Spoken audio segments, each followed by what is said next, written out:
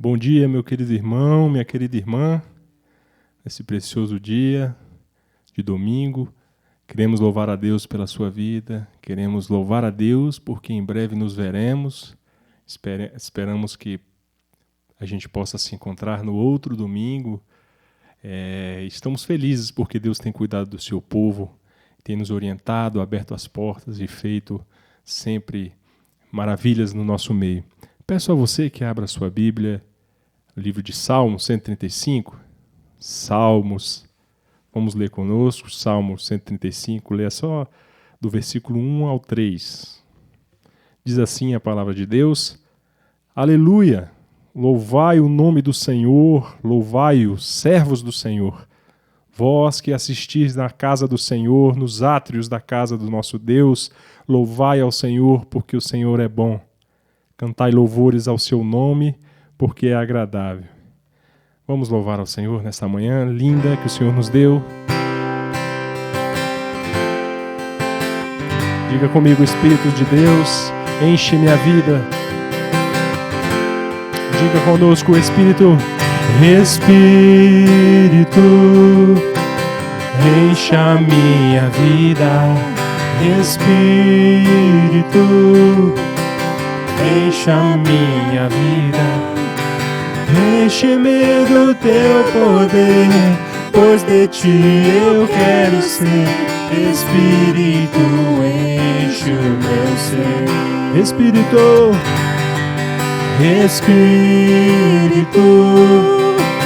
enche a minha vida. Espírito, enche a minha vida. Enche-me do teu poder, pois de ti eu quero ser. Espírito, enche o meu ser. As minhas mãos eu quero levantar e em louvor te adorar. Meu coração eu quero derramar diante do teu altar. Então as minhas mãos eu quero levantar.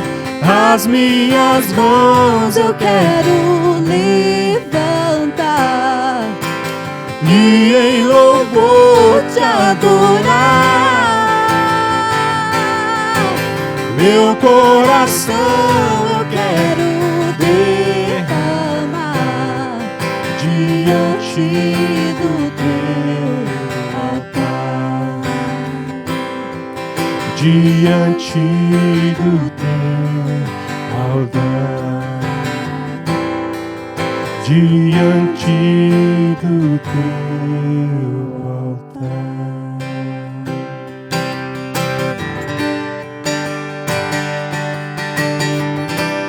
Continue louvando a Deus. Diga assim: perto quero estar,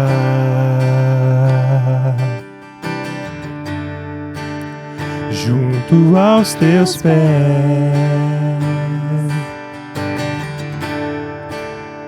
pois prazer maior não há que me render e te adorar. Isso é verdade, Jesus. Tudo que há em mim quero te ofertar. Quero te ofertar,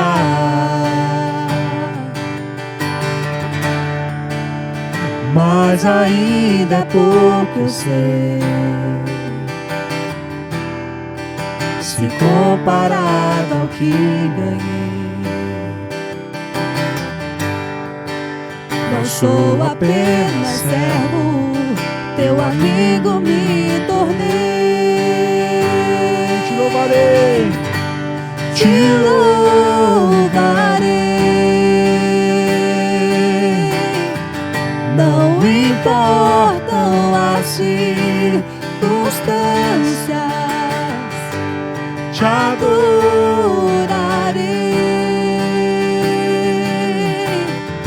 somente a ti, Jesus. Perto quero estar. Perto quero estar, junto aos teus pés,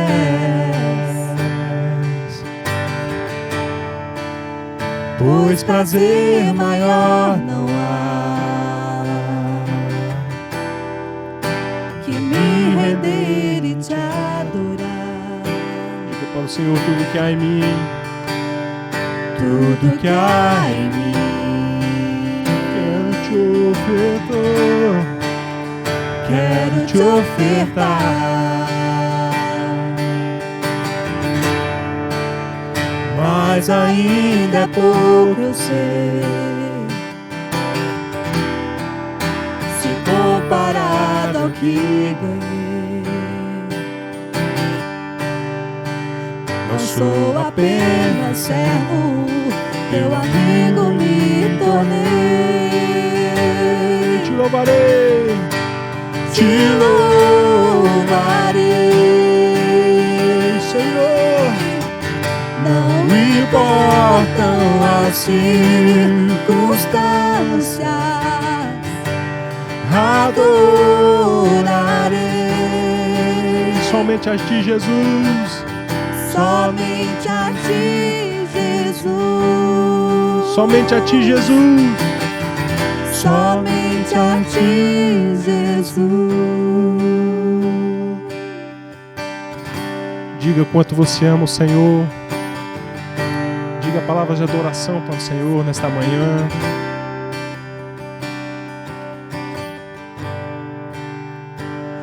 Este é o meu respirar, este é o meu respirar.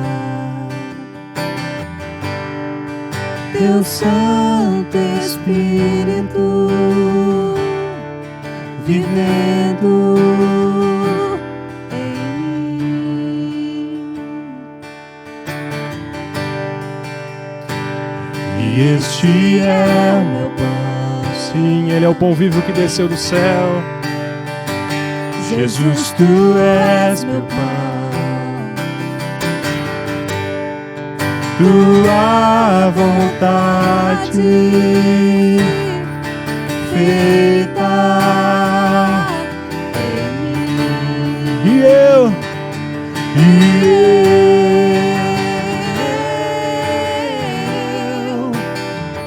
eu nada sou sem ti.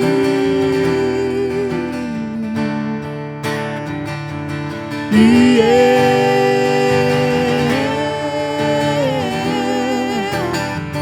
perdido estou sem ti. E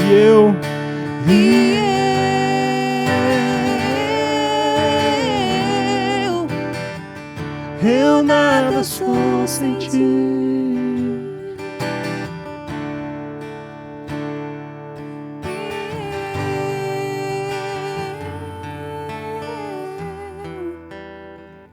Perdido estou sem ti. Senhor Jesus, nós queremos te louvar nessa manhã, bendizer o teu nome. Tu és o nosso Deus, o nosso Senhor e o nosso Salvador. Pedimos as tuas misericórdias e a tua graça em nossa vida e que possamos ouvir e aprender com o teu servo. Usa o teu servo precioso nessa manhã para falar aos nossos corações. Em nome de Jesus. Amém. Amém.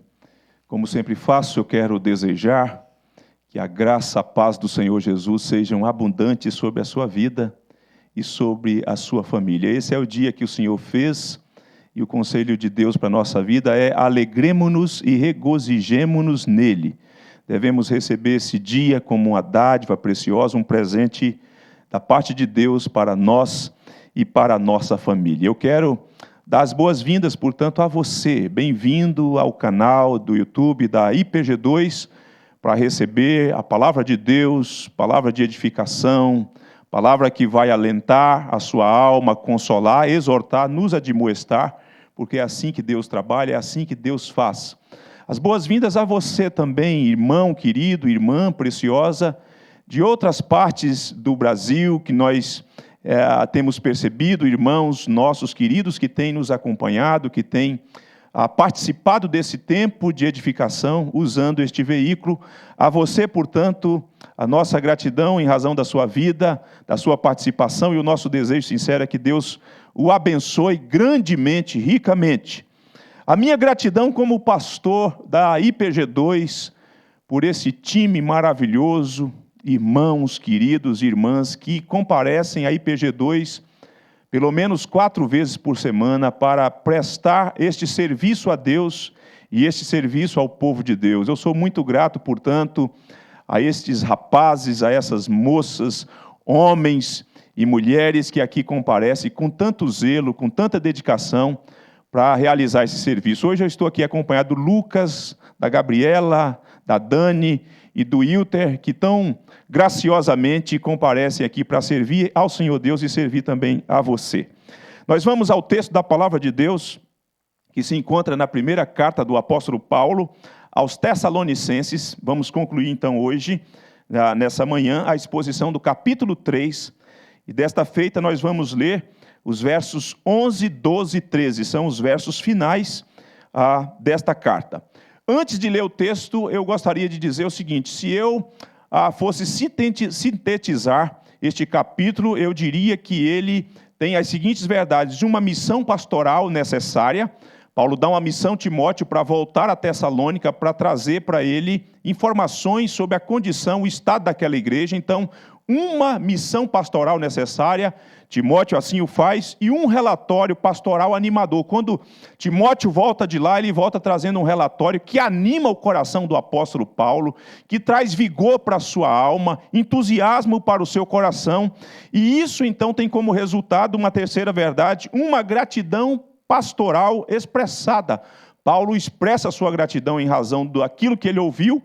E em quarto lugar, que é onde nós chegamos aqui nessa manhã, uma oração pastoral verbalizada. Uma oração pastoral verbalizada. Vamos ao texto então, que diz assim: ora, o nosso mesmo Deus e Pai e Jesus, nosso Senhor, dirija-nos o caminho até vós.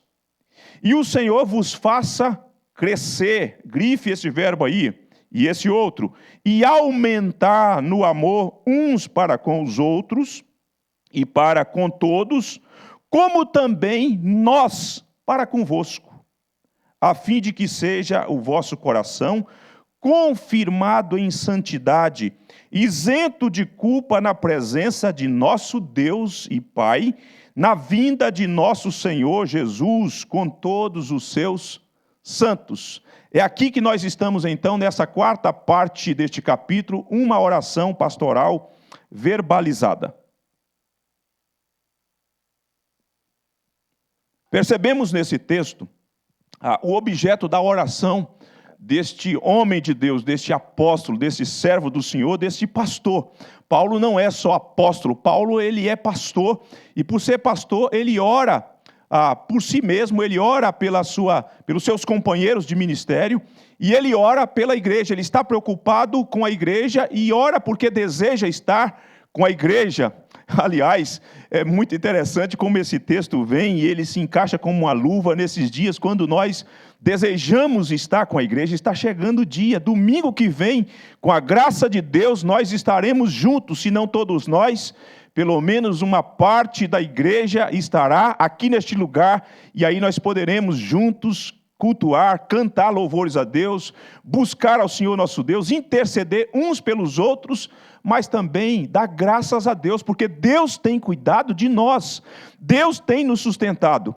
Mas o apóstolo Paulo aqui, com esse coração pastoral, e expressando então, e buscando a Deus em oração, você vai perceber então, o objeto da sua oração. O objeto da sua oração é o objeto da sua fé. É em quem ele confia, é a quem ele entende, que sabe, que escuta a sua oração e que responde a sua oração. Note, portanto, que nós temos aqui essa expressão maravilhosa que nos ensina muito como nós devemos orar. Nós, liderança, e também os membros da igreja de Cristo Jesus. Ele inicia assim a oração: o nosso Deus, o nosso mesmo Deus e Pai, e Jesus, nosso Senhor. Note que é muito interessante como Paulo aqui se dirige a Deus. Ele vai se dirigir a Deus e ele vai dizer que Deus é o nosso Deus. Deus não era só o Deus dele, Deus não era só o Deus de Timóteo, Deus não era só o Deus de Silas. Deus é o Deus da igreja, Deus é o Deus da minha vida, Deus é o Deus da sua vida, Deus é o Deus da sua família, Deus é o nosso Deus. Perceba que Paulo, quando ora, ele abarca, ele traz esse elemento tão importante que precisa constar nas nossas orações, que envolve o espírito comunitário, o nosso Deus. Não é o Deus do outro, não é o Deus exclusivamente meu, é o nosso Deus a quem Paulo busca em oração. E orar a Deus é algo extraordinário, orar a Deus é algo realmente maravilhoso, é um verdadeiro privilégio orar a Deus. Por que nós entendemos isso? Porque o Deus a quem oramos, é Ele que decidiu se revelar a nós. A Bíblia diz que Ele é o Deus que se inclina para ouvir a nossa oração. Eu acho extraordinário essas expressões que aparecem de modo mais particular no Antigo Testamento, especialmente no livro dos Salmos, quando o salmista diz que Deus se inclinou para ouvir a sua oração. Saiba nessa manhã, entenda nessa manhã, que Deus se inclina os ouvidos para ouvir a nossa oração. Portanto, é extraordinário, é maravilhoso, é um privilégio sem igual saber que o Deus criador dos céus e da terra, o Deus que criou todas as coisas, ouve a nossa oração, e isso é algo magnífico. Ele é o nosso Deus, a quem Paulo buscava e a quem nós invocamos e aprendemos qual caminho a percorrer, a ser trilhado para buscá-lo em oração. Se por um lado, saber que o Deus que criou os céus e a terra e todas as coisas, que governa, que está assentado num alto e sublime trono, é o Deus que ouve a nossa oração, que se inclina para ouvir e ouvir atentamente a nossa súplica, por outro lado, Paulo vai dizer em sua oração algo que é extraordinário. Mais do que ser o nosso Deus, Ele é também o nosso Pai. Já é extraordinário saber que Ele é Deus. Deus de tudo, Deus de todos, Senhor absoluto, Rei do universo.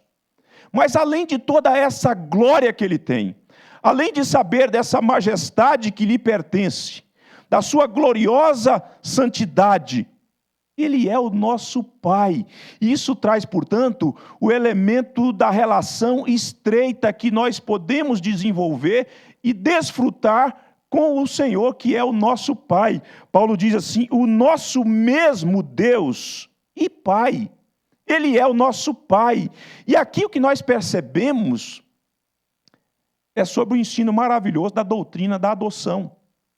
Veja só, quando você escutou o Evangelho, a boa nova do Senhor Jesus, a boa nova do Evangelho, a boa nova dos céus que chegou até nós aqui na terra, falando do amor de Deus, desse amor que nos chama para este relacionamento, desse amor que nos chama para receber perdão, desse amor que nos convida para nos oferecer vida e vida eterna, vida em abundância no Senhor Jesus. Quando então ouvimos essa mensagem, quando então o nosso coração é mudado, quando então nós somos regenerados e somos habilitados a responder o chamado do Evangelho, nós nos tornamos filhos de Deus, herdeiros com Cristo Jesus, porque fomos adotados por meio do Senhor Jesus e com isso nos tornamos membros da família de Deus. Entenda quão precioso é a verdade que nós temos aqui.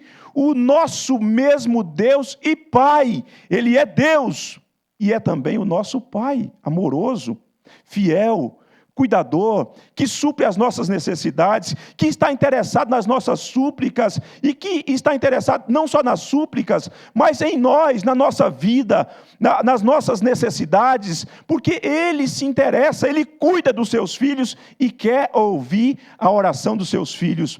Paulo busca ao Senhor nosso Deus, que é também o nosso Pai. Nós não podemos perder essa oportunidade graciosa de nos achegarmos a Deus, com toda a reverência, com todo o temor, compreendendo quem nós somos e qual é o nosso tamanho, e assim compreendendo a grandeza do Senhor nosso Deus, mas ao mesmo tempo entender que Ele, como um Pai amoroso, nos acolhe, nos recebe e escuta a nossa oração e responde a nossa oração. Ora, o nosso mesmo Deus e Pai. É a Deus a quem Paulo busca. Mas nós percebemos nessa oração algo que é extraordinário, porque aqui nós vemos a unidade da divindade. Veja só que Paulo não faz uma separação. Nessa oração, ele fala assim: o nosso mesmo Deus e Pai e Jesus, nosso Senhor.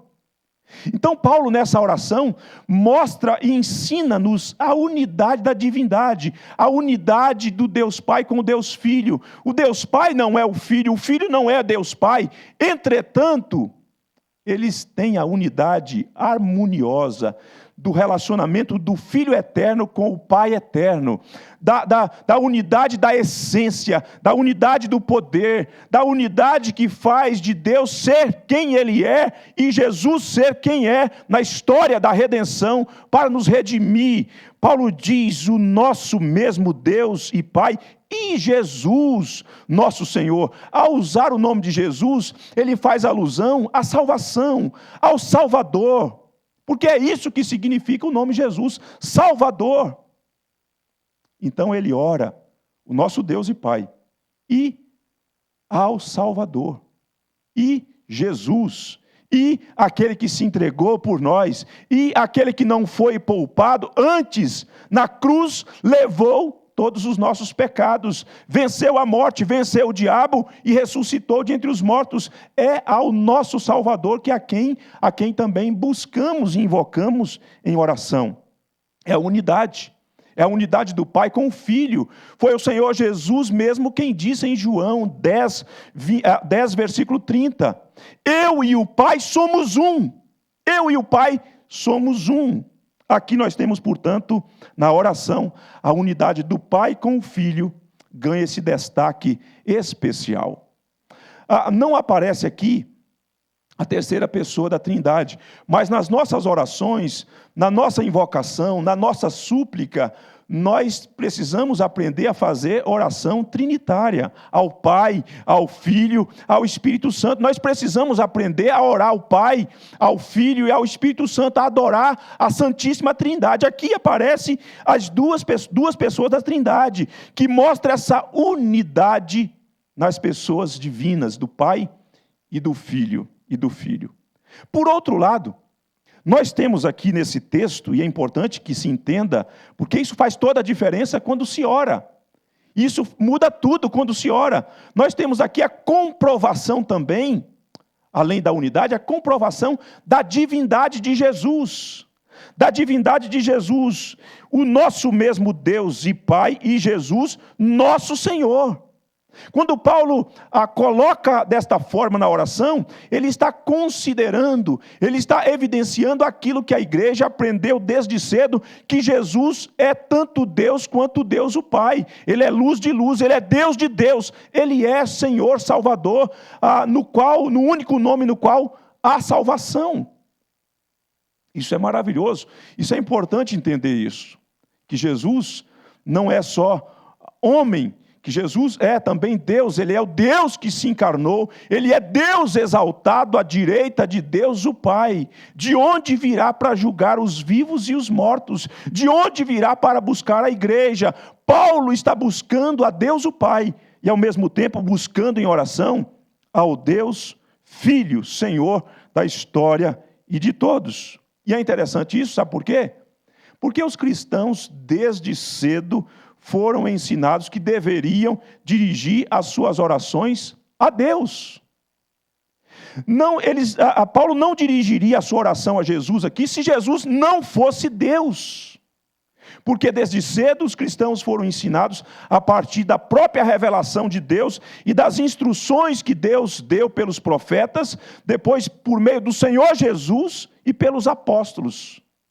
Quando ele ora o nosso mesmo Deus e Pai, e Jesus, nosso Senhor, está comprovado aqui a divindade do Senhor Jesus Cristo, porque jamais os cristãos iriam orar, iriam buscar alguém que não fosse Deus, Deus absoluto, Deus singular. Jesus é Deus.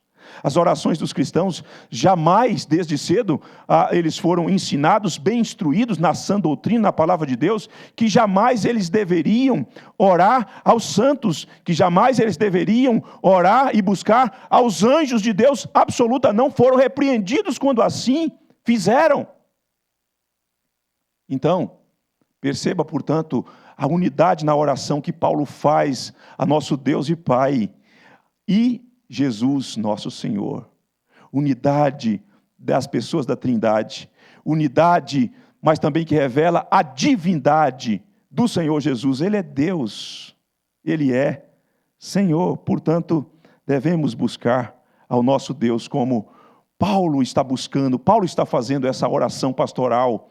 E aqui então nós chegamos a 2 motivos da oração pastoral de Paulo, que eu passo a pontuar com vocês. No final do versículo de número 11, então Paulo diz assim, vejam você retomando a leitura do texto: ora, o nosso mesmo Deus e Pai e Jesus nosso Senhor, dirija-nos o caminho até vós. Esse é o primeiro motivo da oração de Paulo. Nós vimos o objeto da oração, é Deus Pai e é Deus Filho. A unidade e a comprovação da divindade. Agora ele passa a listar na sua oração pastoral verbalizada o primeiro motivo. E o primeiro motivo é o seu desejo de ir visitar a igreja. Paulo já evidenciou nessa carta o seu desejo, mas agora ele não só fala do seu desejo, como ele faz uma oração que contempla as aspirações da sua alma pastoral, do seu coração que deseja estar com esses irmãos, de visitar esses irmãos, para desfrutar da comunhão com esses irmãos. Ô meus irmãos, minhas irmãs, povo de Deus, família da fé, como nesses dias, dentre os vários motivos pelos quais nós oramos, nós temos descortinado o nosso coração diante de Deus para falar para Deus o quanto nós desejamos estar com vocês, o quanto nós desejamos que Deus, segundo a sua graça, a sua bondade, pavimente esse caminho seguro para retornarmos ao convívio da comunhão dos santos, o convívio do culto público, quando nós nos reunimos, podemos nos ver olho no olho, e quando nós podemos dirigir a nossa adoração a Deus coletivamente. Paulo está dizendo e pedindo a Deus que Deus o Pai, que é o nosso Senhor, que Deus o Filho, o Senhor Jesus, dirija-nos, o Pai e o Filho, dirija-nos o caminho até vós. Nós queremos estar com vocês, Paulo diz, e porque deseja estar com a igreja, ele ora para que Deus lhe propicie a ele, a Timóteo e a Silas, essa oportunidade de regressar à cidade de Tessalônica, para estar com estes irmãos queridos que foram alcançados pelo Evangelho, mediante o ministério do apóstolo Paulo. Louvado seja Deus. Agora veja só, você que aqui me ouviu, porque domingo passado foi o Robson que pregou o capítulo 3, versículo 1 até o 10, mas você que me ouviu antes disso, no capítulo 2, no versículo de número 18, você vai perceber que esse conceito caminho já aparece nessa carta. E me parece, eu sou tendente a pensar que Paulo agora está orando, porque lá no capítulo 2, versículo de número 18, quando Paulo fala do seu desejo de voltar a Tessalônica, e ele fala que foi impedido, na verdade ele usa o conceito aqui, barrado, contudo Satanás nos barrou o caminho.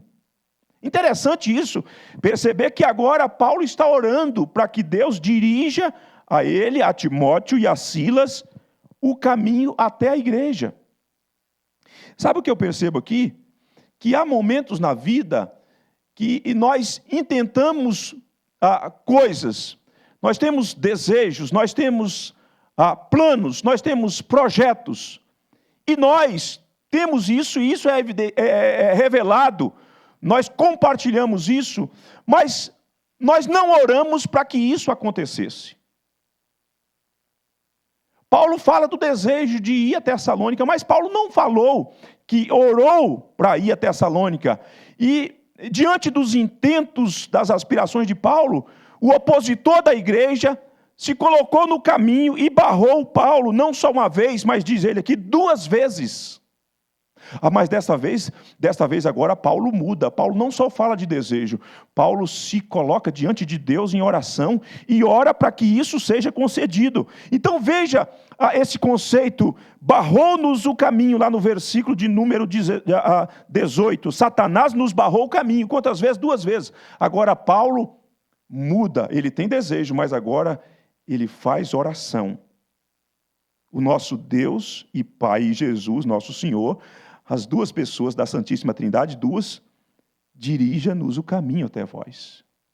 Porque às vezes as coisas travam, nós somos impedidos de concretizar e de realizar os nossos desejos. Nessas horas nós precisamos aprender que Deus nos deu uma arma espiritual. E essa arma espiritual chama-se oração. Às vezes as coisas ficam bloqueadas e nós ficamos impedidos de realizar o que intentamos realizar. Nessa hora é preciso quedar-se diante de Deus, botar o joelho no chão e dirigir-se ao Senhor, o nosso mesmo Deus e Pai. E Jesus, nosso Senhor, nos conduza, remova do meio do caminho aquilo que é um obstáculo, que está impedindo-nos de chegar lá. Quem sabe você tem desejos nobres no coração, intentos louváveis no seu coração, mas quem sabe você ainda não discerniu, ou não tinha discernido, porque hoje Deus fala com você, Deus se dirige a você, e está mostrando para você que às vezes e tantas vezes, e por que não dizer todas as vezes, é preciso orar, não basta ter desejo, é preciso suplicar a Deus que conduza-nos de modo seguro, para que os nossos desejos se concretizem, se realizem para a glória de Deus. Paulo sabe que foi impedido de estar com a igreja, mas agora ele busca a Deus e diz, dirija-nos o caminho até vós. Ore a Deus. Tem coisas que você está alimentando no seu coração já há algum tempo, mas você já parou para orar por isso? Talvez você tenha estabelecidos bons projetos na vida, talvez você tenha estabelecido bons alvos na vida que são louváveis, que não são nada pecaminosos. Entretanto, você até então não tinha orado por essa situação específica. Paulo ora de modo específico sobre o seu desejo. Ele não é genérico, ele vai direto àquilo que tem a ver com aquilo que ele já partilhou com a igreja, com aquilo que os seus companheiros de ministério sabem que é o que? Está com a igreja. Eu queria pedir a você, eu queria convocar a nossa liderança para, durante essa semana, orar ao Senhor para dirigir-nos o caminho nesse regresso em que nós vamos poder realizar o culto público. Nós não podemos olhar para esse cenário e entender que essa é uma questão normal, que isso é uma questão que faz parte da história da humanidade, em que surgem as epidemias. Nós precisamos orar e pedir a Deus para nos conceder a graça de estarmos juntos, de ter um caminho seguro em que Deus, além de nos conduzir, nos proteja durante o caminho, para estarmos juntos. Paulo, então, fala do seu primeiro motivo. Ore pelos motivos que você tem no coração. Ore de modo específico, coloca-os diante de Deus. Porque pode ser que das muitas investidas que você fez, das muitas vezes que você tentou, não se concretizou, porque você apenas revelou o desejo e tentou fazer, sem buscar a Deus. Busque a face de Deus em oração. Deus se agrada disso. Deus é Deus e é o nosso Pai, e Ele ouve a nossa oração, está interessado em nós, está interessado nos nossos desejos. Ore ao Senhor. O segundo motivo de Paulo, agora, já não é um motivo mais pessoal, mais voltado para ele e para os obreiros, é um motivo agora que contempla a igreja. Versículo de número 12 diz assim: e o Senhor vos faça crescer e aumentar no amor uns para com os outros, e para com todos, como também nós para convosco. Agora, o motivo de oração de Paulo contempla o seu desejo de que aquela igreja cresça em amor. Cresça em amor. Note esses dois verbos especiais que Paulo usa aqui, crescer e aumentar. Eu aprendo aqui, nessa questão do amor, mais adiante eu quero destacar algo que faz parte dessa carta, e da segunda carta de Paulo, essa ideia do amor, desse assunto. Eu quero dizer a você que não há limite imposto para que o amor seja limitado no seu crescimento. Não há limite imposto que possa limitar o crescimento do amor. O que eu quero dizer é o seguinte: não é possível dizer, não, o amor já chegou ao seu ponto máximo, já atingiu o seu ápice de crescimento e de abrangência. Não tem mais para onde crescer, não tem mais como aprofundar as suas raízes, não. Mesmo o quanto já se experimentou de amor, é possível crescer mais, sempre é possível avançar mais, é desejo de Deus, porque Deus é amor, Deus é a fonte de amor, e o amor do qual nós precisamos praticar, e pelo qual Paulo está orando para que ele cresça e os irmãos cresçam, e esse amor aumente no seio da comunidade, é um amor que é semente divina implantada em nós, que nasceu e germinou e que pode crescer. Se o nascimento do amor, preste atenção, se o nascimento, usando essa metáfora do amor enquanto semente divina, em que o nosso coração agora foi habilitado a amar, se o amor que nasceu é bom, então tenha certeza que o amor, enquanto crescimento, o amor aumentado é ótimo. Nascer e já estar presente é algo extraordinário, mas à medida que ele se avoluma, que ele ganha mais abrangência na sua demonstração, é melhor ainda, é ótimo. Pode crescer mais e mais o amor, é isso que Paulo tem essa consciência, a ponto de se tornar uma grande lavoura frutífera, uma lavoura abundante, gloriosa, produtiva, uma lavoura, como uma lavoura, aumentar e crescer. Eu tinha dito, e agora toco nesse ponto, o tema amor é algo bastante falado nessa carta. Se você voltar, por exemplo, por que é interessante isso? Porque não é que essa igreja não tinha amor, essa igreja tinha amor. Mas é possível ir além do que já se tem, do que já se pratica. Se você volta ao capítulo 1 dessa carta, versículo de número 3, diz assim: recordando-nos diante de nosso Deus e Pai, da operosidade da vossa fé, da abnegação do vosso amor. O amor já era presente na vida dessa igreja. Capítulo 3, versículo 6, quando Timóteo traz o relatório, tem a menção do amor de novo. Agora, porém, com o regresso de Timóteo, vindo do vosso meio, trazendo-nos boas novas da vossa fé, aquela fé que já foi mencionada lá no capítulo 1. E do vosso amor, e ainda de que sempre guardais grata lembrança de nós, desejando muito ver-nos, como aliás também, nós a vós outros. Veja que o amor permeia essa carta.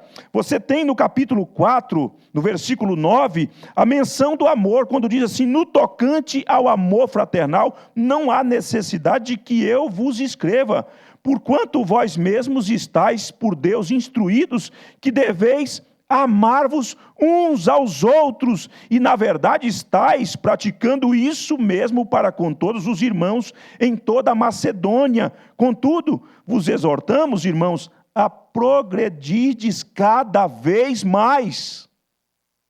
Capítulo 5, versículo 8, novamente é feita a menção do amor. Nós, porém, que somos do dia, sejamos sóbrios, revestindo-nos da couraça da fé e do amor, e tomando como capacete a esperança da salvação. Capítulo 1 da segunda carta, versículo 3, novamente, Paulo fala do amor. Irmãos, cumpre-nos dar sempre graças a Deus no tocante a vós outros, como é justo, pois a vossa fé cresce sobremaneira, e o vosso mútuo amor de uns para com os outros vai aumentando. Irmãos, com essa fartura sobre o amor, do amor comunitário, do amor cristão, do amor fraterno, e se Paulo está orando para que esse amor cresça e aumente, é porque isso é muito importante na vida da igreja. Na vida da igreja. O amor é como uma semente que nasce, depois que nasce precisa crescer, e para que então produza frutos. Paulo não tem dúvida de que essa igreja tem amor, ele sabe disso. Ele tem informações sobre a demonstração de amor dessa igreja, amor vivencial. Mas aqui nesse texto, o pedido contempla 3 facetas sobre o amor, pelo qual Paulo está orando, para que cresça e aumente. Veja no texto essas 3 facetas. Primeiro, ele ora assim: o amor vos faça crescer e aumentar, o Senhor vos faça crescer e aumentar no amor uns para com os outros. A primeira faceta do amor aqui é o amor comunitário, que já era vivenciado, que já era demonstrado, que já era experimentado por todos aqueles crentes.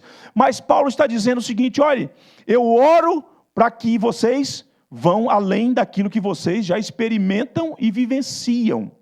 Amor uns para com os outros. É preciso que a semente do amor que você já tem, que já nasceu no seu coração, seja evidenciada, cresça na demonstração, cresça de um modo que esse amor seja visível, experimentado, não só falado. Às vezes o conceito de amor é muito falado, é muito verbalizado, mas ele não ganha contornos concretos. Essa igreja já vivenciava isso, mas Paulo está dizendo o seguinte: olha, eu oro a Deus para que esse amor cresça, para que esse amor aumente uns para com os outros. Vocês precisam entender, e vocês podem ir além do que vocês já experimentam. Isso eu penso que, se há um momento que é um momento de evidenciar amor uns para com os outros, dentro dos muitos momentos da nossa existência, talvez esse momento de sofrimento a que nós estamos enfrentando seja momento para você evidenciar amor uns para com os outros. Não só amor verbalizado. Talvez, em termos práticos, você possa fazer com que esse amor seja demonstrado por meio de uma ligação, por meio de um contato, por meio de uma chamada de vídeo em que você ligue para uma família da igreja. Esse amor precisa ser evidenciado comunitariamente. Mas esse amor também tem aqui o segundo aspecto: o Senhor vos faça crescer e aumentar no amor uns para com os outros e para com todos. Você vai perceber que o segundo aspecto, a segunda faceta desse amor, é o amor de modo mais amplo. Eu penso que aqui agora Paulo não está falando do amor só dos crentes para com os crentes. Eu penso que Paulo está falando do amor para com as pessoas da cidade de Tessalônica. Os membros da sociedade de Tessalônica precisam perceber esse amor de vocês. Vocês precisam amar a todos. E aqui, lamentavelmente, às vezes, o nosso amor é um amor seletivo. Esse amor que Paulo está orando, que já é um amor presente na vida da igreja, não é um amor seletivo, não é um amor que faz seleção de quais pessoas eu vou amar, de quais pessoas eu vou demonstrar amor. Paulo está dizendo que o amor precisa ser comunitário e o amor precisa ser geral, precisa ser mais amplo, precisa ir para além da vivência comunitária. É preciso amar gente, é preciso demonstrar que nós amamos gente, gente que foi feita à imagem de Deus, gente que carrega a imagem de Deus, gente que revela as suas dores, as suas lutas, que precisam ser amadas, amar a todos. Nós não podemos evidenciar amor, que é um amor que seleciona as pessoas com as quais nós convivemos. Isso é pecado, isso não é bíblico, isso não é santo. Se você é o tipo de pessoa que ama só aqueles que fazem parte do métier relacional que você está envolvido, você peca contra Deus. Se você é uma pessoa que só revela amor com aqueles que têm o nível de conhecimento que você tem, que tem a mesma condição socioeconômica que você tem, você peca. Você tem que amar a todos, indistintamente. Amar a todos. Mas também nós vemos aqui o terceiro aspecto desse amor, que é o amor da liderança para com os membros da igreja. Paulo diz assim, como também nós para convosco. É inadmissível que a igreja, que a liderança da igreja, que aqueles que lideram o povo de Deus, que foram levantados no meio do povo de Deus, não demonstre amor para com o povo de Deus. Se já temos amor, nós precisamos crescer em amor. Se já temos amor, esse amor pode ser aumentado. E ele vai ser aumentado à medida que nós evidenciarmos isso no nosso trato pastoral, no trato pastoral do pastor Fábio com vocês, dos presbíteros que servem juntamente comigo, dos diáconos que nos acompanham nesse trabalho. Nós precisamos, enquanto liderança, também crescer em amor e fazer com que esse amor seja demonstrado e evidenciado. Demonstrar o amor, a demonstração do amor para com o outro é sinal do amor de Deus em mim. Quando você cresce em amor, quando o seu amor aumenta para com o outro e para com todos, é sinal que o seu amor para com Deus cresceu. Preste atenção nisso, eu vou repetir isso. Quando você cresce em amor para com o outro, para com todos, quando nós crescemos em amor, de uns para com os outros, e esse amor vai sendo ampliado no seu crescimento, vai sendo aumentado, é sinal que o seu amor para com Deus cresceu. Quando você não ama o outro, quando você não revela o seu amor para com o outro, é sinal que o seu amor para com Deus está estagnado, está mirrado. E talvez você nem ame a Deus, porque não é possível amar a Deus se nós não amamos ao irmão a quem nós vemos. Diz a palavra de Deus. O amor, preste atenção nisso, o amor é uma marca que atesta que somos discípulos de Cristo. Diz o Senhor Jesus Cristo no Evangelho de João, novo mandamento vos dou, que vos ameis uns aos outros, assim como eu vos amei, que também vos ameis uns aos outros. O mandamento, ele não é novo do ponto de vista de essência, de ensino.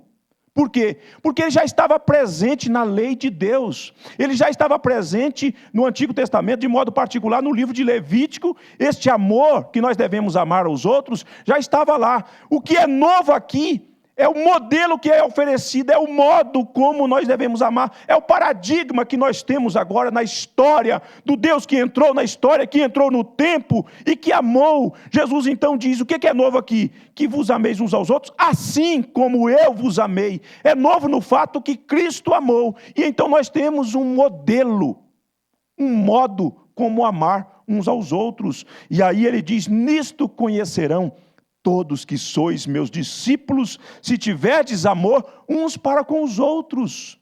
O amor é a marca que atesta que nós somos discípulos de Cristo. Se nós não amamos uns aos outros, se nós não revelamos amor uns para com os outros, isso depõe contra nós, isso depõe contra a nossa profissão de fé, isso depõe contra aquilo que nós verbalizamos. E tantos outros textos poderiam ser mencionados sobre esse tema. Agora, esse amor, ele tem que ser demonstrado de modo concreto, não é só verbal. É quando nós cuidamos uns dos outros que nós revelamos amor. É quando nós nos importamos uns com os outros que nós revelamos amor. É quando você sabe que tem gente no meio do povo de Deus que está sofrendo com situações adversas e que você é diligente em fazer contato, em amenizar o sofrimento, em ser um agente de Deus para consolar, para encorajar, você revela amor ao outro. Nós revelamos amor nessa dimensão em que as ações se mostram concretas. Considere comigo. Preste atenção nisso. Avalie o seu coração. A igreja precisa ter conhecimento intelectual. A igreja precisa ler. A igreja precisa de instrução. Mas isso só não basta. Isso só não basta. A igreja precisa ser bem informada. A igreja precisa ser bem informada doutrinariamente. Mas se não tiver amor, ela não é igreja. Porque a insígnia do discípulo de Cristo é o amor. É o amor. Você pode ler quantos livros você tiver condição. Você pode ler as melhores obras de teologia e ter uma cabeça cheia de informação bíblica doutrinária. Mas se você não ama os seus irmãos, se você não ama os outros, se você não desenvolve esse amor, e se esse amor não é revelado, não adianta nada isso. Não adianta nada isso. A igreja precisa ser, irmãos, ortodoxa, biblicamente, mas se não tiver amor, a fé que ela professa não serve para nada, porque o que importa é a fé que atua pelo amor. Preste atenção nisso. Avalie a sua vida. Agora, eu queria que você prestasse atenção nessa verdade, como Paulo constrói e como Paulo ora pelo amor. Vá comigo ao versículo de número 13. Que Paulo vai apresentar qual é o propósito, qual é a finalidade, por que eu estou orando para que o amor de vocês cresça e aumente. Isso não é uma coisa para ser bonito do ponto de vista vivencial, irmãos, isso tem a ver com algo que vai além disso, porque a relação, nós vemos nesse texto, na finalidade, no propósito da oração, para que o amor dos irmãos cresça uns para com os outros, para com todos, e o amor da liderança para com os membros, porque a relação do amor, que nós vemos aqui, a relação do amor, ela tem laços estreitos com a santidade. Preste atenção nisso.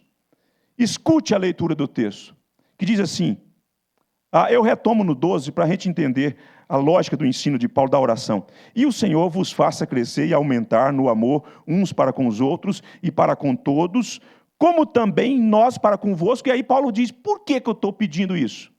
A fim de que seja o vosso coração confirmado em santidade. Isento de quê? De culpa.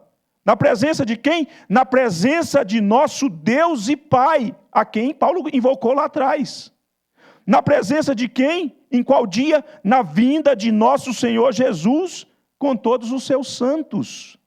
A relação do amor com a santidade é algo marcante aqui nesse texto.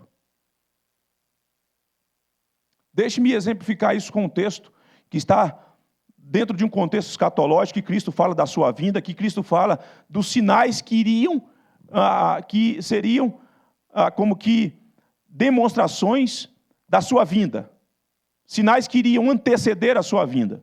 Talvez essa epidemia se enquadre aí, dentro dos sinais que iriam anteceder a volta de Cristo. Eu quero exemplificar isso, usando e lendo com você o texto de Mateus 24, 12, quando o Senhor Jesus diz assim, e por se multiplicar a iniquidade, o amor se esfriará de quase todos. Você está percebendo amor dentro do contexto que envolve santidade? Quando a pessoa não cresce em amor, quando o amor da pessoa não aumenta, é sinal de que a impureza, é sinal de que o pecado tomou o lugar que não devia tomar, e este amor então se esfria, e este amor se torna algo mecânico e estagnado, que não é demonstrado na história e na vivência relacional dos crentes uns com os outros. Veja só que isso está dentro de um contexto relacional que fala de santidade e que envolve o aspecto escatológico, as coisas futuras, o encontro com Cristo. Isso é um alerta solene de Deus para falar sobre o amor, tendo essa relação com a santidade. O amor tem relação estreita, portanto, com a santidade. Deixa-me de dizer uma coisa muito importante. A ausência do amor sinaliza a falta de santidade.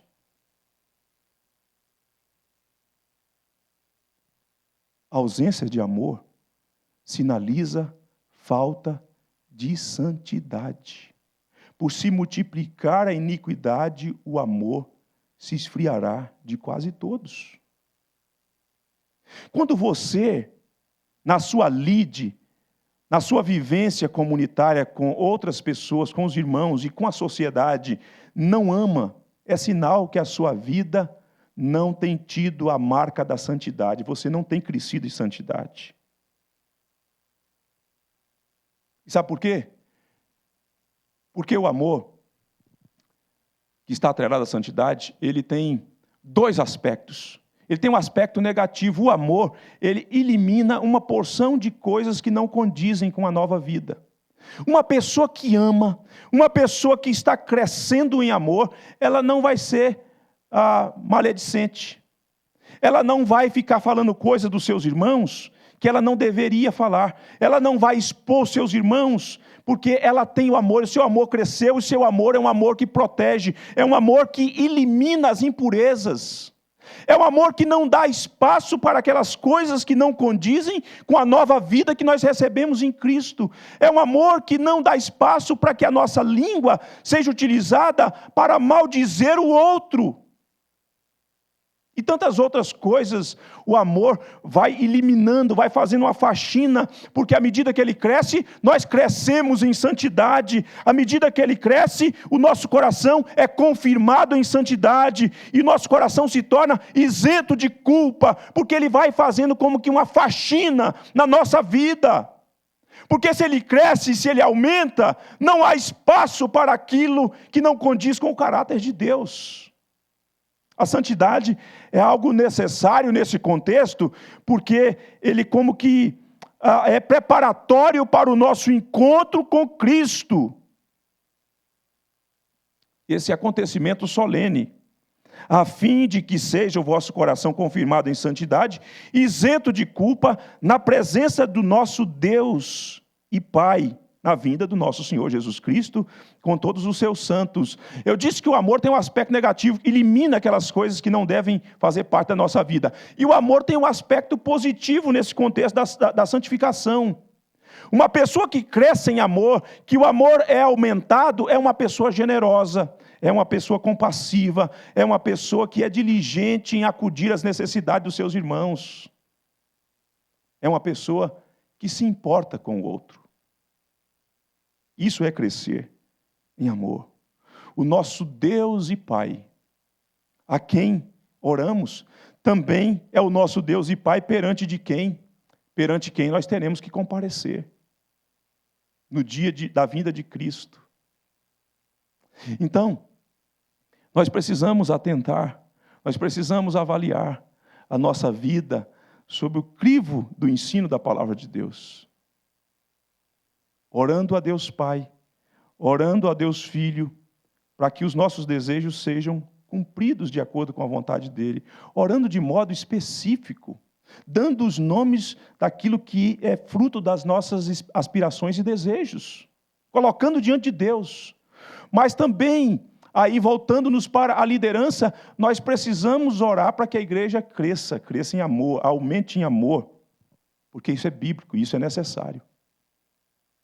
E eu quero finalizar aqui, destacando algumas verdades, me dirigindo a nós, liderança, nessa nossa relação que envolve oração. A liderança deve desejar e orar para estar com os membros da igreja. Nós precisamos, como líderes da igreja, como presbíteros da igreja, como aqueles que foram levantados no meio da igreja, nós precisamos orar e desejar estarmos juntos com a igreja. Em tempos como esse, se faz necessário que assim procedamos. Em todo tempo, mas num tempo como esse, nós precisamos assim proceder.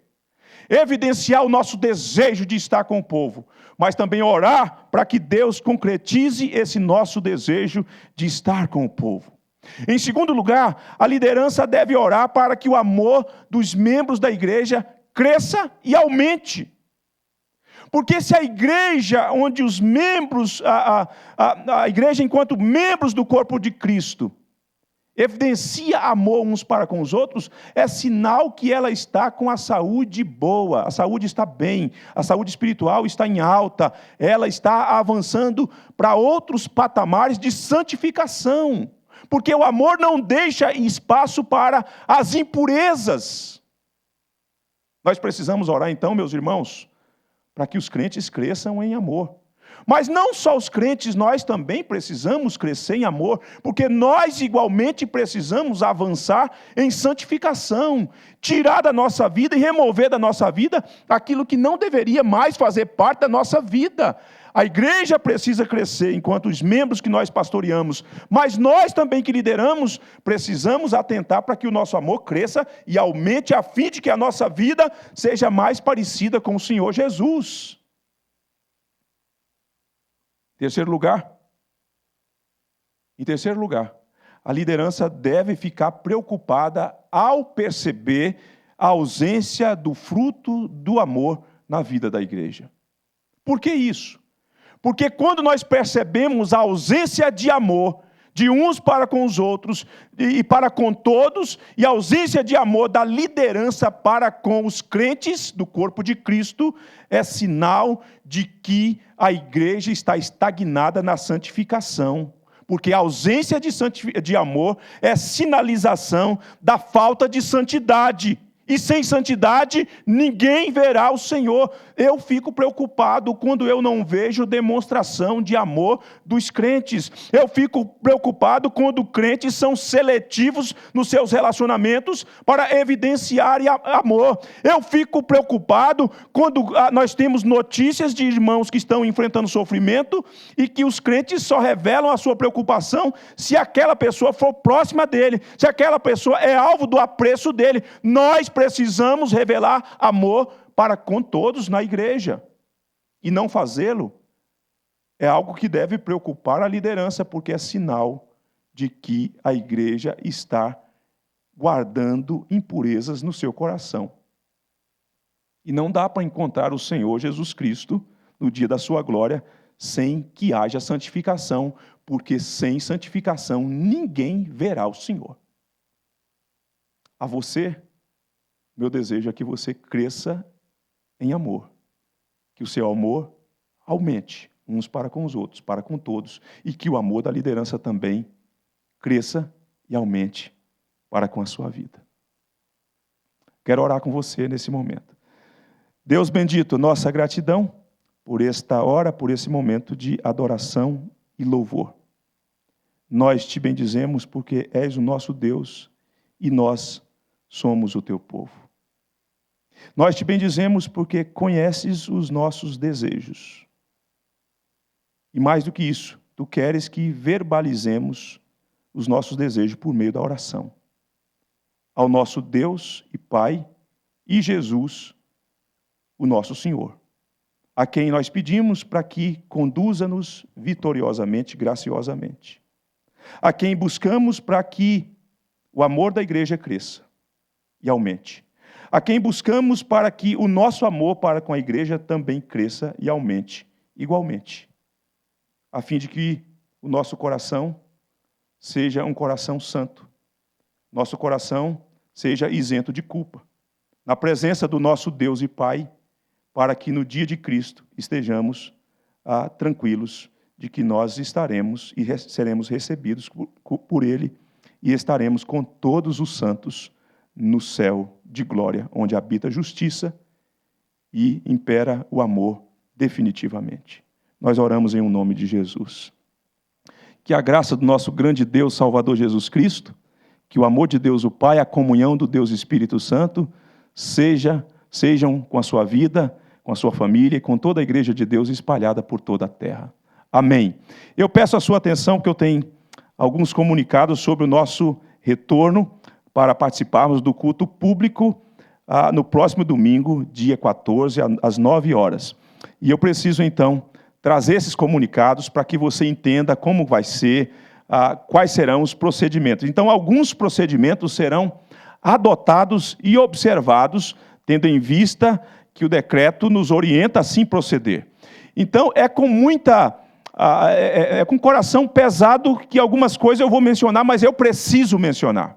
Então, a primeira coisa, de procedimentos que serão adotados e observados. Primeiro, será proibido o acesso ao templo de idosos acima com a idade acima de 60 anos, com a idade superior a 60 anos. É penoso para mim dizer isso, mas eu preciso que você entenda esse procedimento que deve ser observado, por enquanto, nesse momento inicial. Porque a igreja pode ou poderá ser penalizada judicialmente caso a gente não cumpra com esse quesito.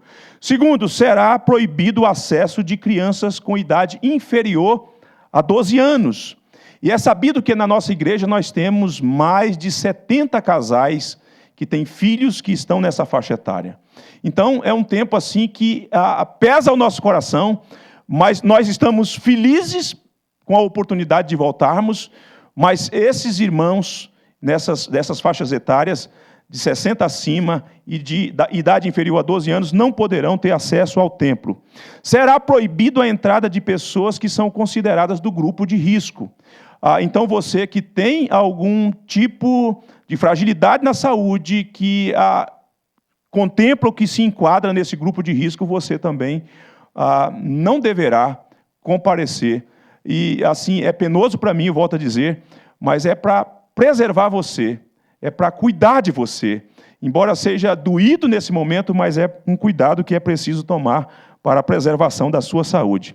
Em quarto lugar, será proibido a entrada de pessoas que tiveram recentemente ou têm apresentado algum tipo de sintoma que se relacione à Covid-19. Então, se você teve algum quadro recentemente, talvez durante a semana, que se relacione a sintoma, a algum tipo de sintoma que se relaciona à Covid-19, você não deverá vir. E você que tem tido no momento, então, pensando no dia específico, você será recomendado a voltar para casa. E alguns protocolos serão adotados em termos para facilitar essa questão logística do nosso ingresso no templo. Primeiro, os diáconos estarão de plantão na entrada do templo para orientar e fazer cumprir os seguintes procedimentos. Primeiro, higienização da sola dos sapatos. Vai ter um produto ali na entrada e os diáconos estarão ali de plantão para lhe orientar e para proceder. Esse será o primeiro procedimento. O segundo procedimento, higienização das mãos com álcool em gel. E o terceiro, a aferição da temperatura. E lembrando que essa aferição da temperatura, se for constatado que você ultrapassa aquilo que é permitido, que se não me engano é 37,3 graus, você será recomendado gentilmente, amorosamente, a voltar para casa para seguir os protocolos de quarentena. O uso de máscara de proteção facial é obrigatório.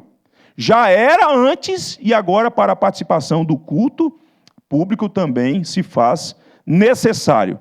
O contato físico deve ser evitado tal como beijo, abraço e aperto de mãos. Para mim, é sofrido, porque eu sou um homem do contato, gosto de abraçar os meus irmãos, as minhas irmãs, gosto de estar com vocês, mas entendo que nesse momento nós temos que seguir essas medidas.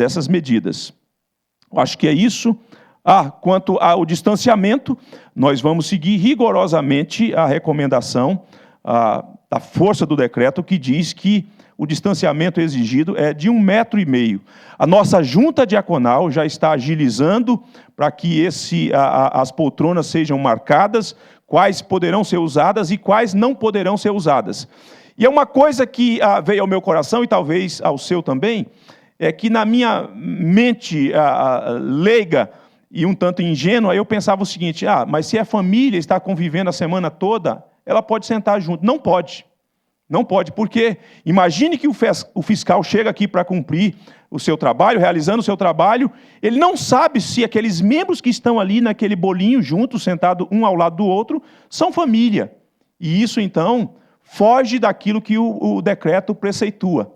Então, nós vamos seguir. Se você vem ou se você virá, e eu peço que você venha com a sua esposa, você não vai sentar ao lado da sua esposa e a sua esposa ao seu lado, nem ao lado dos filhos maiores. Nós vamos seguir essa recomendação do distanciamento. E a capacidade do nosso templo, ela vai comportar cerca de 120 membros. Então, será autorizada a realização do culto público, mas por conta dessa recomendação que prevê e que orienta o distanciamento de 1,5 metro, então nós vamos comportar, o nosso tempo vai comportar apenas cerca de 120 membros. Isso também pode criar no coração de alguns, bom, e aí, eu devo vir ou não ir? Lembrando que nós temos, de 60 anos acima, cerca de 80 a 100 membros. Então, veja só, a gente já tem um grupo que não poderá vir, que gostaria de vir, que eu sei que essas pessoas gostariam de vir. E tem os pais, que eu falei aqui, mais de 70 pais que têm filhos na faixa etária. Então, a gente tem aí um grupo e vai comportar tranquilamente. Você pode vir, você deve vir, você não tendo nenhum quesito que impeça você de vir, venha para o nosso culto no próximo domingo, às 9 da manhã e às 18 horas do domingo. A você, um feliz dia, um feliz domingo, um bom almoço em família, e o nosso pedido é que você siga em oração por nós, pela igreja, pelo nosso país, em nome de Jesus. Bom domingo a todos.